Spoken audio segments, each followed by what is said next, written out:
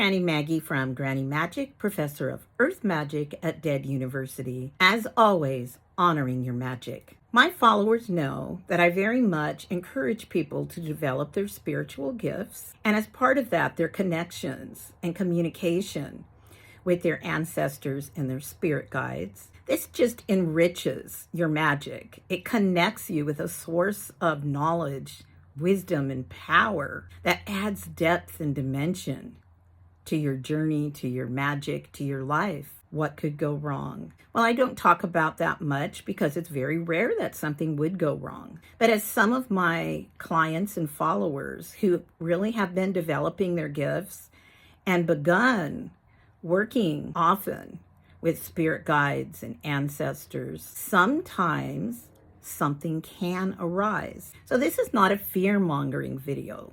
This is a video to support good spiritual hygiene when working with spirits and spirit guides and ancestors. One of the most important things you do is you have your house, you cleanse it. I recommend Dragon's Blood Sage to do a deep cleansing, and you ward all your thresholds with salt or protection. I have videos on this on my YouTube, so it doesn't need to be repeated here. If you don't know what to do or you need reminders, please check my YouTube. So beyond that, you can also take cleansing baths and spiritual showers. So when you get done in a very conscious, direct, intentional way of calling in and dealing with spirits, you send them away, and then you take a cleansing shower, and I use a salt scrub at the end. So sometimes, in spite of those precautions, is it possible something negative can get through into your home and begin interacting with you, wanting to take hold in a sense? Yes, unfortunately, yes. One of the most common ways for that to happen is for somebody to bring that into your home. They may not even be aware of the hitchhiker on their back of this negative entity.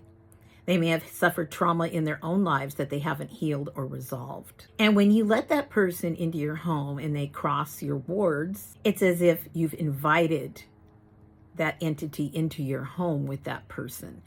At least energetically, that's the way the universe kind of sees it. So that thing can remain in your home if it's attracted to your light, if it knows how open you are, if it really is excited by the idea of communicating with you, especially if the person who brought it in didn't even know it existed. You'll become aware that there's something different as it deals with you and begins interacting with you. Your spirit guides and your ancestors are concerned with broader themes in your life, of empowerment, of free choice. They're very expansive. They want higher and better for you. If anything, they don't want to deal with minutia. People who go to them all the time asking questions about their day-to-day life, a lot of times they don't even answer.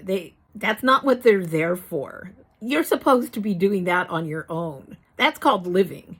And that's what they're helping you learn how to do. So if you feel like something is suddenly directing you in the routines and the minutia of your life, and it seems almost as if they're wanting to control you, they're wanting you to listen. They're wanting you to be obedient.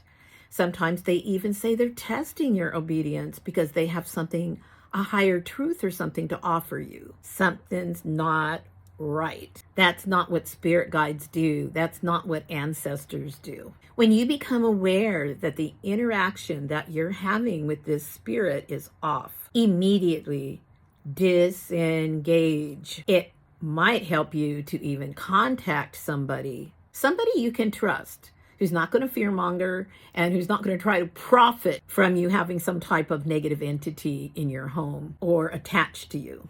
Because there are people who will charge lots of money to try to disengage that for you. Disengage with the spirit, immediately light a candle, call on whatever higher powers in the universe you work with. Tell them, spirit may not remain here. They do not belong here. I banish them from this space. They do not have an invitation to be here. Immediately get on it. Take that cleansing shower. Do a deep cleanse. do a reward of your home, call in the Archangel Michael. Archangel Michael is your strongest weapon in this. There are lots of prayers on the internet and chants. I have some as well. Lighting a candle, depending on how extreme this attachment is, even for 9 nights is what I often recommend, a novena, to do whatever needs to be done to kick this entity out of your space and to remove anything else that entity might have brought in and any harm that entity might have done. And then you should be able to just move on from there. Be careful who you let in. Be aware. Is it somebody who has had trauma that they haven't healed from or that might be unresolved? In that case, if you let them in immediately upon their leaving, you're going to want to go into high gear to banish any spirit that they might have brought in before it gets any type of energetic foothold. Another thing that you're going to want to do is not inadvertently invite something negative in.